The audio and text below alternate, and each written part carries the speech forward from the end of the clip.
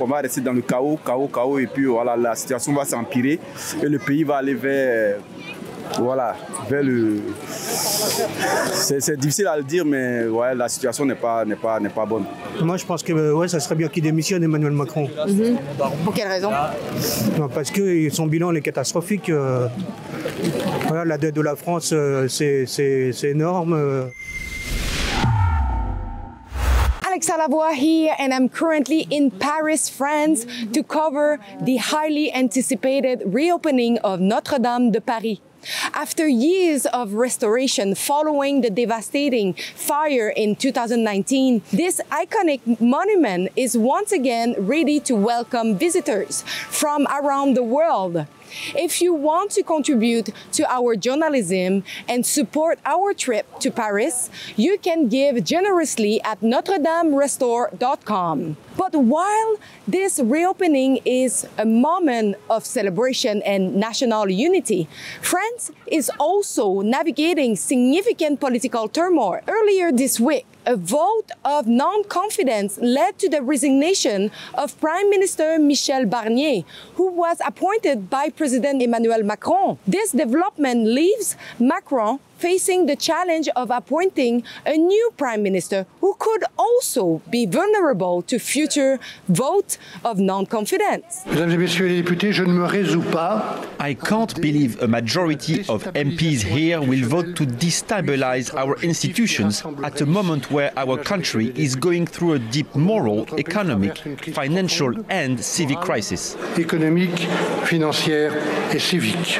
Opposition to Macron's leadership is mounting, and many French citizens are calling for his resignation from the left and from the right. The next presidential election is scheduled for 2027, but Macron's ability to govern effectively is in question. His lack of parliamentary majority, combined with the recent dissolution of parliament following losses in the European Parliament, has left his administration on shaky ground. He is facing calls to resign from the left and right. He is effectively nurtured, unable to govern.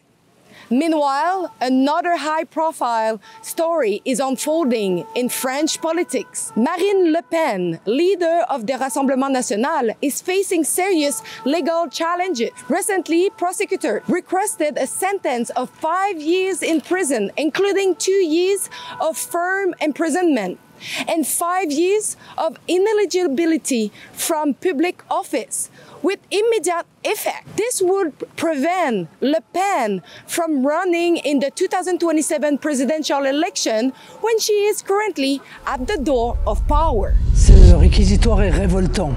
Voilà. Il est révoltant car il est profondément outrancier, parce qu'il réclame des condamnations qui sont sans commune mesure avec le moindre réquisitoire de même type, allant jusqu'à demander la peine de mort politique avec exécution provisoire contre moi. Dans un dossier dont je vous dis que nous sommes innocents des faits qui nous sont reprochés.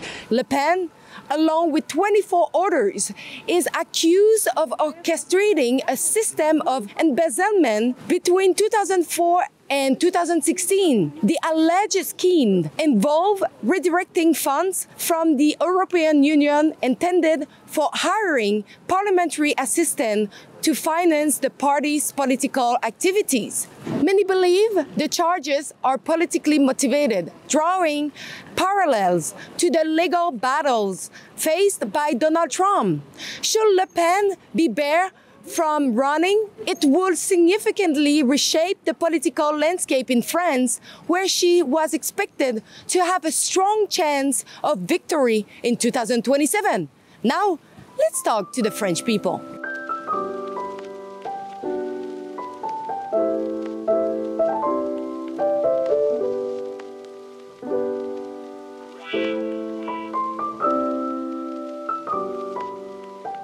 Donc voilà, là c'est un peu un pays, un État qui marche un peu sans tête et c'est dommage. Donc je pense qu'un sentiment, c'est le dépit. Après des super Jeux Olympiques, après Notre-Dame hier, voilà, on a des super épisodes qui montrent qu'on est une belle nation et c'est juste dommage qu'on ait une classe politique qui peine à nous gouverner en fait. On veut juste avoir des politiciens à la hauteur de la nation. Ce que j'en pense, c'est que c'est depuis longtemps que c'est comme ça.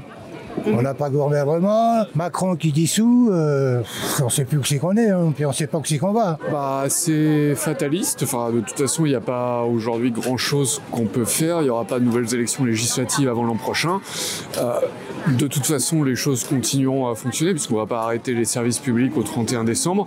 Donc bon an mal an, il n'y aura pas de grosses décisions politiques qui seront prises, mais personne ne s'attendait à ce qu'il y en ait en cette fin de quinquennat, donc plutôt fataliste, ouais. Ça ne nous met pas en confiance. Donc après on attend de voir ce qui se passe réellement, mais ça ne nous met pas réellement confiance. Ouais, complètement déprimant, je pense, de se faire prendre un peu pour des cons aussi en tant que citoyen lambda qui essaye de se retrouver aussi parmi tout ça. Et en fait, on se rend compte que peu importe le bord politique, même si on a pu adhérer au départ à certaines idées, on se rend compte que non, que tout devient extrême d'un côté ou de l'autre. Et en fait, je pense que personne n'est attiré par les extrêmes, à part certains mégalomanes qu'on peut voir partout dans le monde aujourd'hui. C'est ça le plus malheureux, quoi. On se rend compte qu'on n'a pas forcément notre mot à dire dans l'histoire et qu'il peut se passer des choses et c'est comme ça et on doit faire avec. Je pense déjà la motion de censure, on savait un peu que ça allait arriver dans le sens où le gouvernement qui a été élu par Macron représente pas le vote des législatifs qu'il y a eu, qui était du coup sur le parti de gauche. Donc on s'y attendait un peu tous à un moment que les deux extrêmes, que ce soit la droite et la gauche, n'allaient pas valider ce qui se passait, quoi. Donc là après ce qu'on attend aussi de Macron, c'est qu'il prenne les bonnes décisions et qu'il prenne aussi ses responsabilités, chose qu'il n'a pas vraiment fait dans son discours l'autre jour. Moi je pense que le Parlement est assez divisé, donc pour trouver un compromis c'est trop difficile. Donc on va rester dans le chaos et puis voilà, la situation va s'empirer et le pays va aller vers le...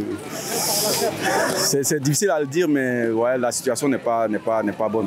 Moi, je pense que ça serait bien qu'il démissionne, Emmanuel Macron. Pour quelle raison? Parce que son bilan est catastrophique.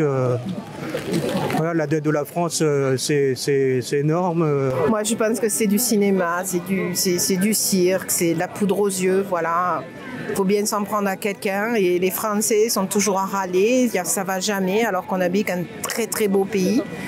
Et je pense que chacun fait ce qu'il peut avec ce qu'il a et que de toute façon, honnêtement, les extrêmes, ça n'a jamais été bon historiquement parlant. Alors honnêtement, je trouve que ça fait vraiment plusieurs années que c'est un peu le chaos.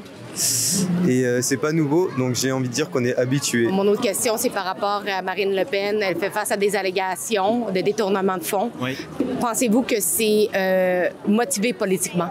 Je pense que tout est politique. On est dans une société où il y a une très fine frontière entre les réseaux sociaux, l'opinion publique. En démocratie, tout est jeu d'influence, tout est politique. Donc peut-être après... Je pense qu'il faut faire confiance à la justice et à l'indépendance des juges. Après, évidemment, il y a des gens qui vont vouloir mettre la pression, intéresser politiquement. Mais je pense qu'il faut mettre de côté l'opinion publique et laisser les faits s'exprimer et les jugements se faire. Ça, c'est fait exprès. C'est parce que là, on ne veut pas qu'elle se présente pour les élections. Là, au mois de mars, ils vont la punir. Pendant 5 ans, elle n'aura pas le droit de se présenter. Voilà, c'est injuste. Voilà. Moi, je suis pour Marine, Courage, Marine. Absolument pas. Je pense qu'on a en France une justice qui est relativement impartiale, qui se prononce sur des faits qui sont aujourd'hui établis et relativement vérifiables. En tout cas, les preuves que j'ai pu en voir, la démonstration pathétique de Jordan Bardella avec son agenda, tendraient quand même à accréditer que le Rassemblement national est loin d'être très clair sur son utilisation des financements. Et si elle doit être punie d'une peine d'inéligibilité parce que c'est dans le code électoral, que ce soit le cas, moi ça me choque pas. Et tous les gens sont égaux devant la loi, même s'ils sont bons dans les sondages pour la prochaine présidentielle. Donc moi, si elle était déclarée inéligible, j'en verrais plutôt là une preuve de l'impartialité de la justice française. Pensez-vous que ça serait mieux avec Marine Le Pen ou Jordan Bardella? Aucun des deux. Je pense qu'il y a forcément des motivations politiques qui peuvent expliquer à quel moment ces allégations peuvent sortir au grand jour. Mais après, c'est connu aussi un peu de tous que le monde politique est quand même vachement secoué par pas mal de polémiques. Donc que ce soit faux, je ne pense pas. Mais que les personnes choisissent à quel moment ils veulent faire sortir les informations, ça oui, il doit y avoir des réflexions derrière. Motivé politiquement, en fait, au bout d'un moment, c'est compliqué de vraiment resituer la politique. Ça devient du people, ça devient des gens qui parlent d'eux et qui parlent de soi-disant des idées qui seraient valables pour tous. Pour moi, il y a beaucoup d'hypocrisie dans tout ça. C'est beaucoup du paraître, c'est beaucoup de ce qu'une minorité puissante peut vouloir pour le peuple. Et en fait, on n'en est plus là aujourd'hui. On se rend bien compte que les inégalités font que grandir. Moi, je pense que les allégations qu'il y a contre elle, certes, sont motivées politiquement, mais je pense que ça met en avant juste le fait qu'aujourd'hui, dans tous les partis politiques confondus, il y a énormément de personnes qui ont fait des choses qui ne sont pas légales ou qui font qu'elles ne devraient pas faire partie du cercle politique français. Et je pense juste que là, la situation de Marine Le Pen, ça met en avant les torts que la plupart des personnes ont. Et pas là, c'est elle qui est visée, mais ça pourrait être n'importe qui en soi. Je pense que c'est possible, mais comme dans toute politique, chacun a ses atouts, ses arguments. Et forcément, il y a des détracteurs de chaque côté. Donc je pense que c'est forcément motivé un petit peu, mais qu'il y a aussi forcément du vrai. Eh bien, tout le monde est égal face à la loi. Personne, que ce soit Marine Le Pen ou pas, tout le monde doit subir la rigueur de la loi. Si c'est à elle de justifier maintenant qu'elle n'est pas coupable. Voilà, mais pour moi, c'est pas politique. Je pense pas. Pas du tout? Non. Qu'est-ce que vous pensez de Marine Le Pen? Je pense que c'est l'extrême quand même. La justice, elle suit ses jugements à sa propre vitesse, justement, pour pouvoir. Maintenant, moi, je dirais plutôt que c'est Marine Le Pen qui cherche cette course pour justement éviter ce jugement qui pourrait évidemment la pénaliser, tout simplement. Comme on voit avec les différentes affaires qui peuvent ressurgir, on ne connaît pas toujours les tenants et les aboutissants. Alors il est certain qu'on peut toujours avoir la suspicion de dire les gens peuvent être motivés pour empêcher d'autres de s'exprimer. Don't forget to go over NotreDameRestore.com. It's our special website where you can support our work and also our trip here in France to cover the reopening of Notre-Dame de Paris Cathedral. Thanks in advance for supporting our work, and I repeat, it's NotreDameRestore.com.